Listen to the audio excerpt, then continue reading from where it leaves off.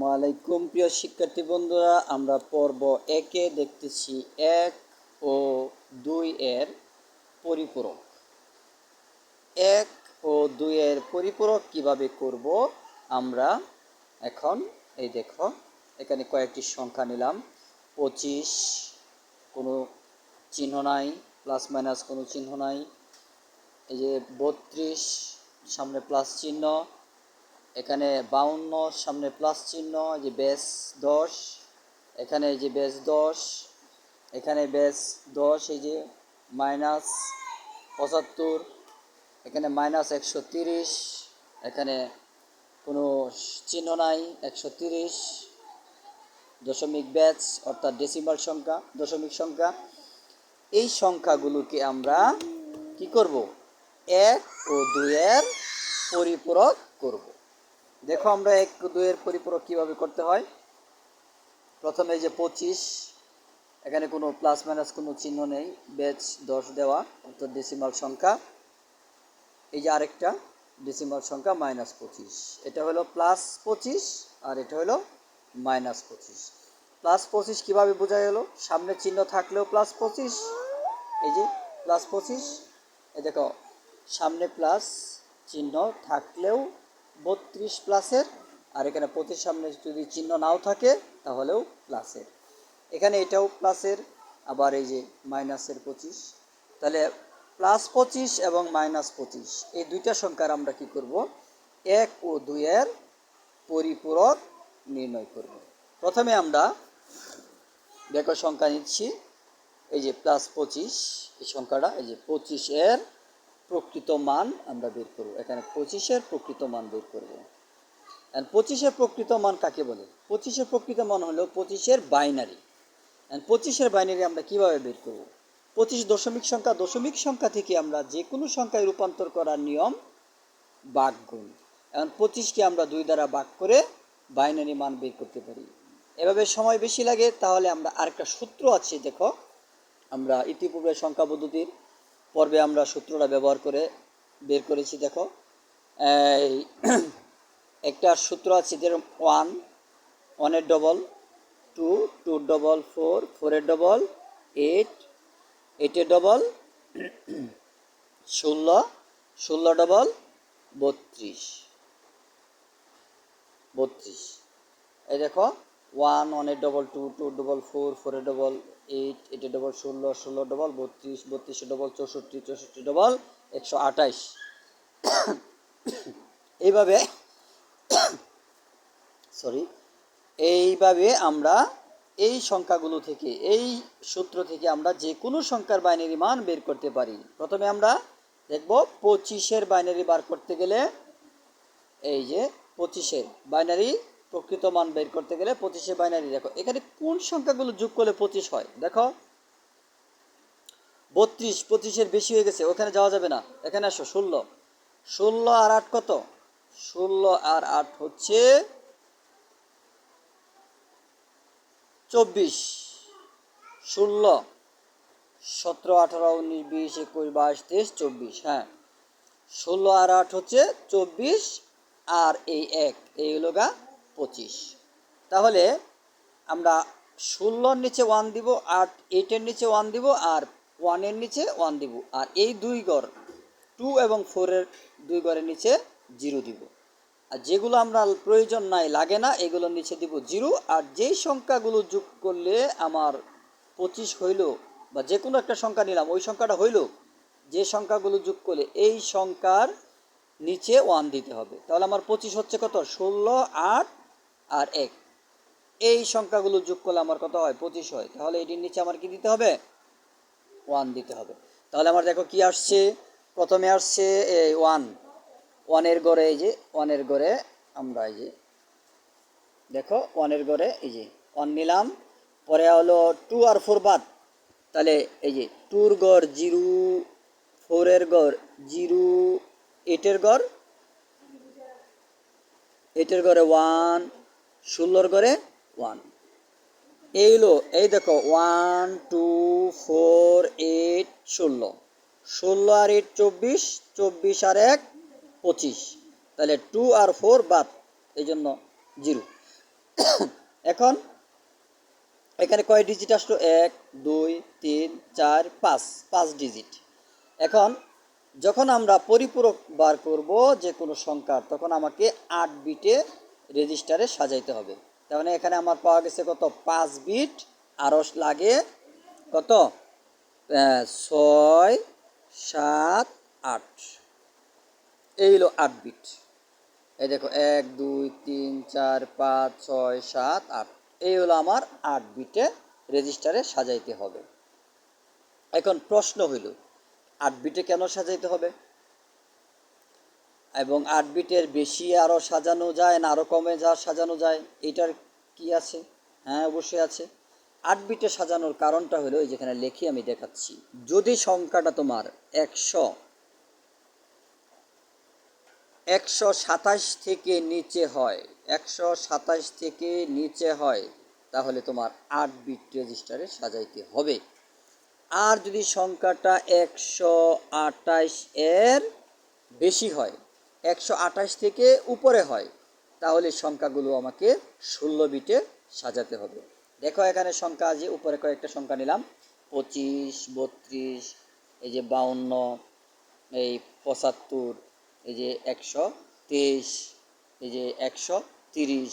এই সংখ্যাগুলো যখন আমরা 1 2 এর পরিপূরক করব, তাহলে দেখো 130 কত বিটে হবে তুমি বলো? এটা তো 128 থেকে উপরে, তাহলে এটা করতে হবে 16 বিটে। আর এখানে 123, এটা তো 127 থেকে নিচে, এই জন্য এই সংখ্যাটা করতে হবে 8 বিটে। এখানে যে সংখ্যাগুলো আছে সবগুলোই 127 থেকে নিচে, সবগুলোই কি হবে?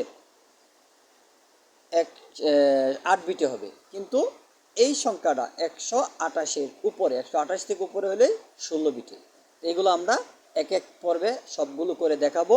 এখন আমরা যেটা শুরু করছি সেটা দেখো, এই যে 25-এর প্রকৃত মান আমরা পেয়ে গেলাম। এই যে এখানে 25-এর, এই যে 25-এর প্রকৃত মান আগে করা উচিত ছিল আমার, এই যে এইটা উপরেরটা, পরে হলো মাইনাসেরটা। আচ্ছা ঠিক আছে, এখানে আমরা 25-এর প্রকৃত মান এখানেও লাগবে যে মান, এখানেও লাগবে একই মান। এটা তাহলে এখানে লিখে ফেলাই। কত?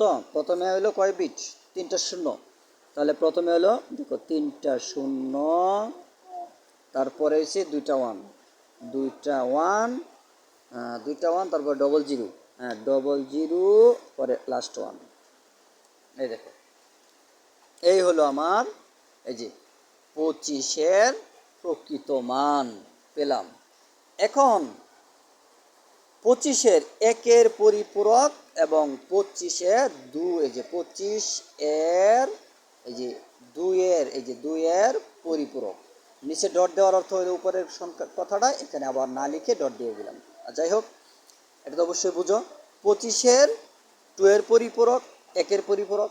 এখন আমাদের 2-এর পরিপূরক, 1-এর পরিপূরক করার সময় আমার লক্ষ্য রাখতে হবে সংখ্যাটা ধনাত্মক না ঋণাত্মক। এখন ধনাত্মক কাকে বলে, ঋণাত্মক কাকে বলে? ধনাত্মক হইল সংখ্যাটা যদি প্লাসের হয় তাহলে সংখ্যাটা ধনাত্মক, আর যদি মাইনাসের হয় তাহলে সংখ্যাটা ঋণাত্মক। তাহলে এই 25 আমার হলো ধনাত্মক, যেহেতু চিহ্ন নাই তাহলে প্লাস ধরতে হবে। এই সংখ্যাটা আমার যেহেতু সামনে মাইনাস আছে, তাহলে এই সংখ্যাটা আমার ঋণাত্মক। এখন যদি আমার সংখ্যাটা ধনাত্মক হয়, তাহলে এই 1-এর পরিপূরক আর 2-এর পরিপূরক আর প্রকৃত মান সবগুলো একটাই। এই 3টা জিরো, 2টা 1, 2টা জিরো, একটা 1। এটা হলো আমার এই যে 25-এর 1-এর পরিপূরক। আবার 25-এর 2-এর পরিপূরক একই মান, আবার 3টা জিরো, 2টা 1, 2টা জিরো, একটা 1। দেখো এক প্রকৃত মানও যায় যা, 1-এর পরিপূরকও তাই, আবার 2-এর পরিপূরকও তাই। সবগুলো 1-এর পরিপূরক, 2-এর পরিপূরক, প্রকৃত মান একটাই। কেন? ওই যে সংখ্যাটা যদি আমার কি হয়, ধনাত্মক হয়, প্লাসের হয়। এই যে এখানে দেখো, এই যে 25 প্লাসের, এই যে 25 প্লাসের, এই যে 32, এই 32 প্লাসের, এটারও প্রকৃত মান 1-এর পরিপূরক, 2-এর পরিপূরক একটাই। আর এই যে এখানে 52, এই যে 52, এটাও তো প্লাসের, এটারও প্রকৃত মান 1-এর পরিপূরক, 2-এর পরিপূরক কি হবে? একটাই হবে। আচ্ছা, এই যে 130, এই যে 130, 130 এটারও 1 2 পরিপূরক একটাই, প্রকৃত মান একটাই। কিন্তু ওই যে মাইনাসের যে সংখ্যাগুলো, ওই যে দেখতেছি মাইনাসের যে সংখ্যাগুলো আছে, এইগুলোর প্রকৃত মান এবং 1 2 পরিপূরক দেখো 25 আমরা করি। এই যে 25 মাইনাসের 25, এই যে 25 প্রথমে বার করলাম আমরা, এই যে 25 প্রকৃত মান পেলাম। এখন আমরা বার করব 25 1 পরিপূরক। এখন 1 পরিপূরক করতে গেলে কি করতে হবে? যদি সংখ্যাটা ঋণাত্মক হয় তাহলে 1 পরিপূরক করতে হলে এই প্রকৃত মানকে উল্টায়া মানে বিপরীত করে লিখতে হবে। অর্থাৎ জিরোর স্থলে 1, এই যে জিরোর স্থলে 1, এই দেখো 3টা জিরো, এই যে 3টা 1, অর্থাৎ জিরোর স্থলে 1, 1 স্থলে 0, এই যে 1 2টা, আমিও এখানে 0 দিব 2টা, অর্থাৎ 1 2টা 0 2টা। আচ্ছা, এখানে 0 2টা, এখানে 1 দিতে হবে 2টা, এই যে আবার এই যে 1 একটা, 1 নিচে 0 দিতে হবে। অর্থাৎ 25 প্রকৃত মানকে আমরা বিপরীত উল্টিয়ে লিখলেই হয়ে গেল 1 পরিপূরক। 25 পরিপূরক। এখন দেখো এই যে প্লাস 1 যোগ, এই 1 পরিপূরকের সাথে 1 যোগ করব। হ্যাঁ, যোগ করি। 0 আর 1 যোগ করলে কত হয়? 1ই হয়। 0 আর 1 যোগ করলে 1ই হয়। আর এখানে তো আর হাতের কিছু নাই, তাহলে এই 1 1ই যেভাবে আছে, এই 1ই, এই 1ই। আবার উপরে দেখো, উপরের সংখ্যার সাথে যোগ করো না, এই যে এই সংখ্যাটা, এই যে এই সংখ্যাটা 1 পরিপূরকের সাথে এই 1 যোগ করতে হবে, ওই প্রকৃত মানকে নিয়ে না। অনেক স্টুডেন্ট আছে ওই প্রকৃত মান 1 পরিপূরক আবার নিচের 1, এই তিনটা একসাথে যোগ করে বসে। না না না, ভুল হবে। শুধু 1 পরিপূরকের সাথে এই 1 যোগ করবে। 0 আর 1 যোগ করলে 1 হয়, পরে তার হাতের নাই, এই জন্য 1 1, এই 1 1, এই 0 0, এই 0 যেমনি আছে এমনি, এই 0, এই 1, তিনটা যেমনি আছে এমনি।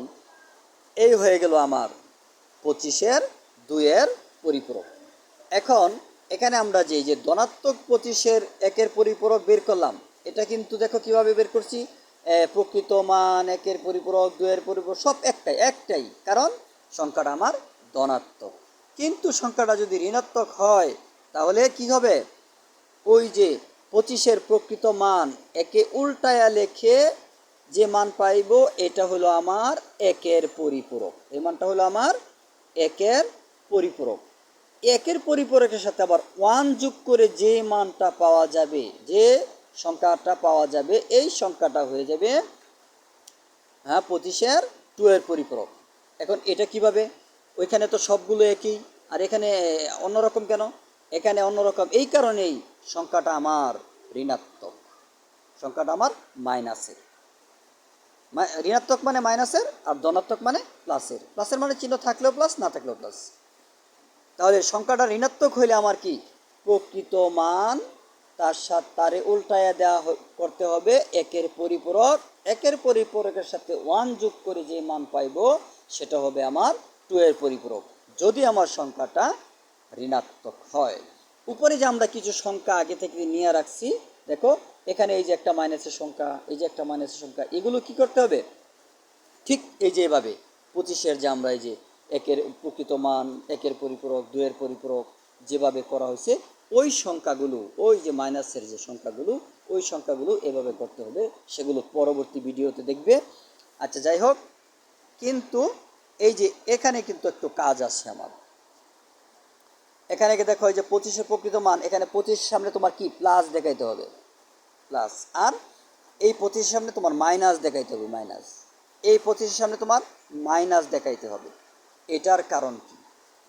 এখানে এই যে আমার 8 বিটের যে গড়, এই যে 1 2 3 4 5 6 7 8, এই যে 8 বিটের যে আমার গড়টা, এই যে মার্ক করে নেই, দেখাই দিচ্ছি তোমাকে। এই যে মার্ক, এই যে মার্ক করে নিলাম। এইটা হলো 8 বিটের গড়। 8 বিটের গড়ে যদি 1 থাকে তাহলে তোমার প্লাস দেখাইতে হবে। আবার 8 বিটের গড়ে যদি তোমার 8 বিটের গড়ে তোমার যদি 0 থাকে, ভুল বলছি, সরি, 8 বিটের গড়ে যদি 0 থাকে তাহলে তোমার প্লাস দেখাইতে হবে। 8 বিটের গড়ে যদি তোমার 1 থাকে তাহলে তোমার মাইনাস দেখাইতে হবে। এই যে 8 বিটের ঘরে যদি তোমার 1 থাকে তাহলে তোমার মাইনাস দেখাতে হবে। এই জন্য 25-এর 1-এর পরিপূরকের সামনে দেখো 8 বিটের ঘরে 1, 25-এর সামনে এই যে মাইনাস, কারণ ওই যে 8 বিটের ঘরে 1, এই 1 যদি থাকে 8 বিটের ঘরে তাহলে তোমার মাইনাস দেখাতে হবে, আর যদি 0 থাকে তাহলে তোমার প্লাস দেখাতে হবে। তাহলে এখানেও তো উপরের যে প্লাস 25-এর যে আমরা এই যে প্রকৃত মান 1-এর 2-এর পরিপূরক বের করলাম, এটা তো সবটা একটাই। এর পরেও এই যে এখানেও কিন্তু আমার এই যে চিহ্ন বিট, কোনটা চিহ্ন বিট হলো এই আমার 8 বিটের যে ঘর, এই যে 8 বিটের ঘর, এটা হলো আমার চিহ্ন বিট। এই চিহ্ন বিটটা আমার কি যদি 0 হয়, দেখো তিনোটাই 0, এই জন্য সবগুলোর সামনে কি হবে, প্লাস হবে। এটি সবটি প্লাসের হবে, কারণ চিহ্ন বিটের ঘরে আমার কি আছে, 0 আছে। এভাবে লিখে দিতে পারো চিহ্ন বিট, চিহ্ন বিট।